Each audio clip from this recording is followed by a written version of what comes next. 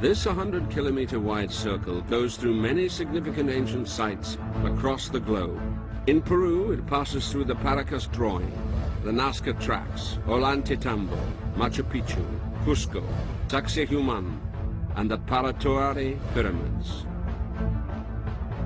In Africa, it crosses Mali and the mysterious Dogon lands, where they knew the stars Sirius B and C before any astronomers. Algeria and the Tassili Nijar, with its painted Martian god.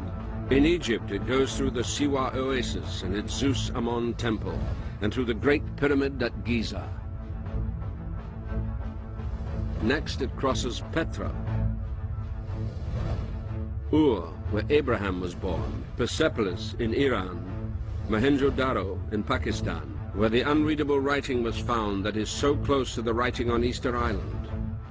Then it crosses sites that have always been known as the homes of the gods, Khajuraho in India, Phayé in Burma, Sukhothai in Thailand, Angkor Wat and Prahiha in Cambodia.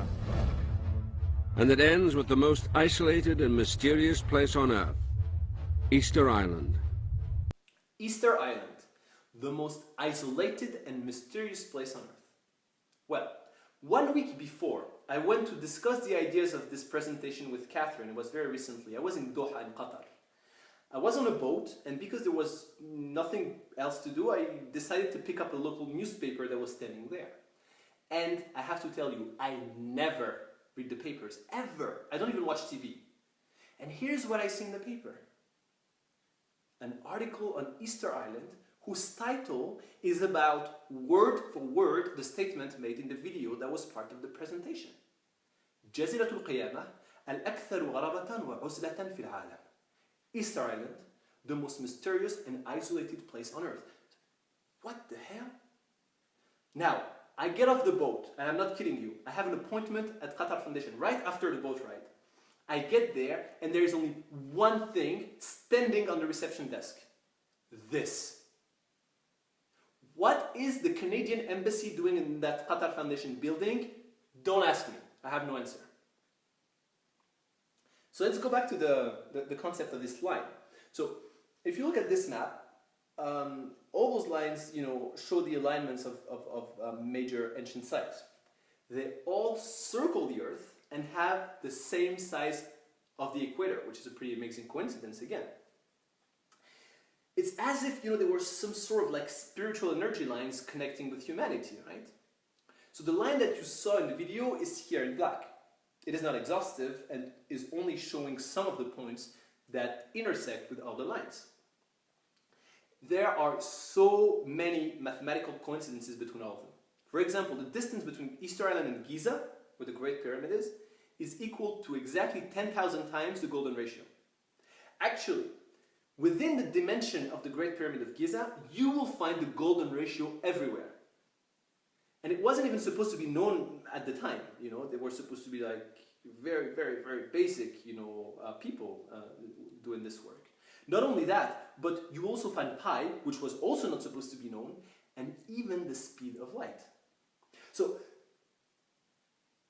there are so many other things, like the pyramids, for example, it is precisely aligned with magnetic north, which is something that's impossible to do without precise technology that we have today. The pyramid also has a very accurate position in relation to the stars, constellations, and the zodiac, which has a very interesting connection to astrology that unfortunately I won't have the time to discuss now. But there's another connection to astrology, and that's actually quite fascinating. Like, we all think that the pyramid has 4 sides, right? But in reality, it has 8. Which is much more difficult to accomplish. It's very subtle, right? The level of precision now becomes astounding when you realize that you can only see the 8 sides at a specific time of the year, the equinoxes. And that, again, as I was saying, is a very powerful astrological symbol. I don't have time to go into detail for this, but if you do some research, you will understand what I mean. So you can see it here on the picture. The reason why it happens only at the equinox is because at that time, the relative position of the Earth is such that when light comes, it hits the pyramid at a very, very fine angle that make the 8 sides appear only at that time. I mean, the level of precision that you would need for something like this to show at a specific time is unbelievable. And if you just changed the dimension of the pyramids by just a few centimeters, everything would be off. I'm talking about all the other dimensions of pi and golden ratio and everything. Like it's astounding. It's crazy. And what makes it even more complex is that the sizes of the stones are different from one another in order to make the structure earthquake-proof and virtually everlasting.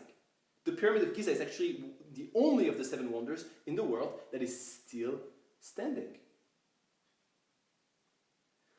So all of this is extremely precise. You know, you would have to essentially design block by block. You know, messing up the design by just a few centimeters for every block would ruin everything. So every single stone was very precisely laid down in a way that even modern engineers acknowledge they probably wouldn't be able to do. So imagine applying this level of precision to 2.3 million stones, the average weight of which is in the thousands of kilograms for each stone, and pile them up 140 meters high, which is the height of the pyramid, and that's the highest building in the world until the 14th century. And at school, they teach us that this was done with prehistoric tools, barely any knowledge, over a period of 10 to 20 years, and that also includes the time it took to actually carve out all these 2.3 million stones and transport them, sometimes over several hundred kilometers, all the way to Giza. Like this. And we just accept that at face value, the same way that our ancestors accepted at face value that the earth was flat. But in my opinion, there's something more to it. Not to mention the fact that the pyramids of Peru, which are extremely similar to that of Giza, and just as sophisticated, are aligned on that same circle, which happens to be exactly the size of the equator. I mean, how many more coincidences do you want before starting to look at things from a different perspective? So we could spend hours really talking about all these coincidences, and I'll just add one that I really like. Look, here you have Easter Island, and here you have Mohenjo-Daro. Mohenjo-Daro is located at the exact antipode of Easter Island. It is precisely 180 degrees away from Easter Island, not only from east to west, but also from north to south. In other words, it is the farthest possible point on Earth from Easter Island. There's no two, there's one, it's there. Farthest possible. And yet, the writings found in these two completely unconnected places are extremely similar. Here's an illustration, look it up. Scientists are speechless, they cannot explain that. And I personally see it as a wonderful metaphor. No matter how far we are from each other on the physical level, at a spiritual level, we all speak the same language.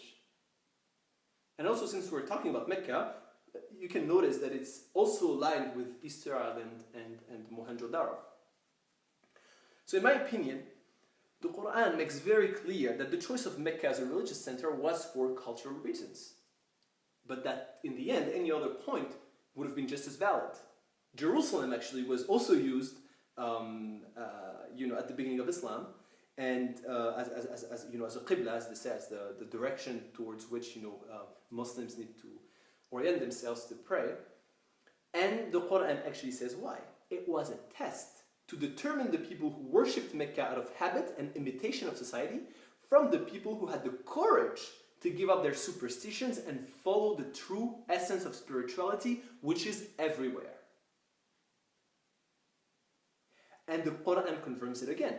What matters is not that you turn your head towards the east or towards the west. What matters is what is in your heart. Do you believe in Tawheed, this unicity of humanity with God and the universe? Or do you prefer to blindly follow the superstitions of society, mindlessly doing the same things you found your fathers doing without questioning yourself and without thinking rationally? We follow our ancestors even if they're completely irrational. أَفَلَا تَعْقِلُونَ? The Quran keeps inviting people to think rationally, but we don't. Instead, we keep worshipping ourselves through our little societies. So back in pre-Islamic society, there were like 360 idols, and today we worship money or anything else. We worship ourselves through our environment. And so so these idols that were from pre-Islamic society were really metaphors for the society that they represented, like sociology has very well explained, especially Emile Durkheim. And systematically, when you look at new religions, the prophets that came systematically fought those idols to, encourage people to look at, a higher truth, right? That's the point of religion. And as a result, we usually, because we're conditioned that way, we don't like to hear a different story, and that's also the reason why all these prophets were bitterly fought. Because we prefer to stay with our own little beliefs and our own little ego, right? We fear and we fight the people who are different because we perceive them as threats to our quote-unquote identity and sense of ego. Which is why the true essence of all religions is about fighting that ego. It's about giving unconditional love to everyone irrespective of gender, race, and ideology, including your enemies. Actually, your only enemy is your egoistic selfishness, which is artificially separating you from the rest of the universe and make you live in fear instead of love. And that leads me to assumption number 5. Religion is about irrational fear. So if you look at the most advanced theories of physics today, they claim that everything in the universe is made of one single component, a tiny string of energy. All there is in the universe is this, energy, everywhere. And according to the esoteric interpretation of most religion, the spiritual energy that exists around the earth, as we saw with these lines, is interconnected with the life energy that flows inside of us. It has taken different names in different civilizations, but it is the same concept. Chi, prana, and kundalini are some of the most well-known names for the same energy, which is generally represented by a snake or a serpent. In Indian tradition, the serpent is a female sexual energy rising from the lower physical chakras up to the higher spiritual chakras. The European equivalent is in the caduceus, which is the symbol of the Greek god Hermes.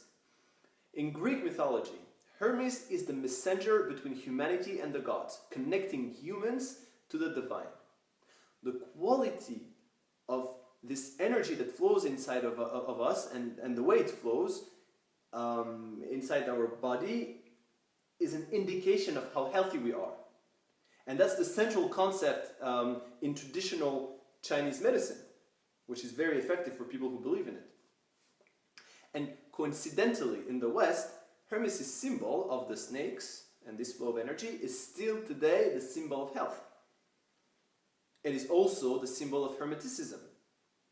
Hermetics claim that all religions have the same source and that the study of their secrets and esoteric knowledge leads to the same unique truth of enlightenment and communion with God. One of the most famous Hermetic principles says, as above, so below. In other words, what exists in the microcosm of your soul is the reflection of the macrocosm of the universe, and vice versa. Which is why the energy lines of the human being, on that picture here with the acupuncture points, resembles the energy lines of the earth with its ancient monuments that we saw previously. And many other connections can be established. For example, one day I spoke with a Kung Fu teacher from Greece, actually, and he taught me that the points where the snakes intersect on Hermes' caduceus actually represent the 7 chakras of Hinduism and Buddhism, as you can see on that picture. So you see the heart chakra in the middle in green represents love and connects feminine matter or earth to masculine spirit or heaven. When the feminine sexual energy from the bottom merges with the masculine spiritual energy at the top, the human being achieves divine enlightenment. The merging of the opposites yields perfection. Therefore, it makes sense that this energy is sexual in nature. In Hindu and Buddhist tradition, the second chakra, in orange here, is responsible for sexuality, physical power, and creativity. And that also makes sense because sex is the source of creation and the origin of life. So all these things are very much interconnected.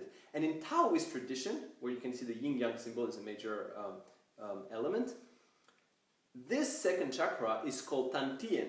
It has the same characteristics and it is located exactly at the same spot. And Shaolin monks practice meditation around this point, including with the practice of sex, to increase their power. So that Kung Fu teacher that I spoke to told me that his master, for example, could have sex for several hours in a row without ejaculating. Because ejaculation is perceived, from this perspective, to be a big waste of energy. What these people do is that instead of evacuating the sexual energy with ejaculation, they recycle it throughout their body and make it work in order to increase their power. And the result is quite impressive. It's called Qigong. Some know it as Qi, or inner energy. But is it martial arts myth or fighting fact? Science will attempt to reveal the truth. The scientists are skeptical. Right there where it's all soft tissue. Yeah. This is no trick. This was the actual spear that was first tested on a 10-pound watermelon. And this is the potentially lethal hidden anatomy of the iron shirt. Xiaojun Wang will place the tip of the spear at his throat just above the supraclavicular notch. This is the area doctors cut into to perform a tracheostomy. There are no strong muscles here to protect the throat, and the cartilage of the windpipe is easily cut between the tracheal rings.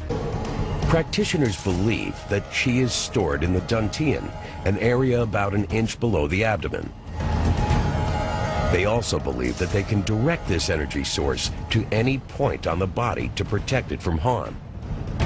In this demonstration, the qi is summoned to protect Xiaojun Wang's windpipe when the spear is placed at his throat. Even with the added pressure of breaking the wooden baton over his back, the Shaolin warrior remains undamaged. Even having the most advanced tools, there's currently no way to measure qi. But whatever Shaolin warrior Wang's technique, there's no denying its results. For now, the hidden strength of this secret defense will remain a mystery.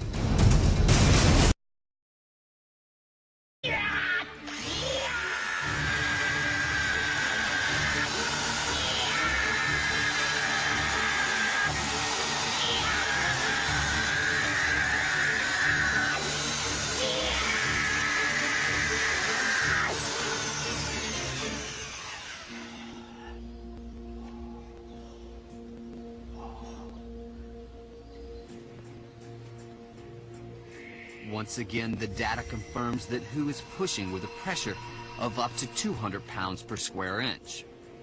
It's difficult to ascertain how an individual goes about attempting this without resulting in some injury. So it's just a mystery. It's a mystery to me, certainly.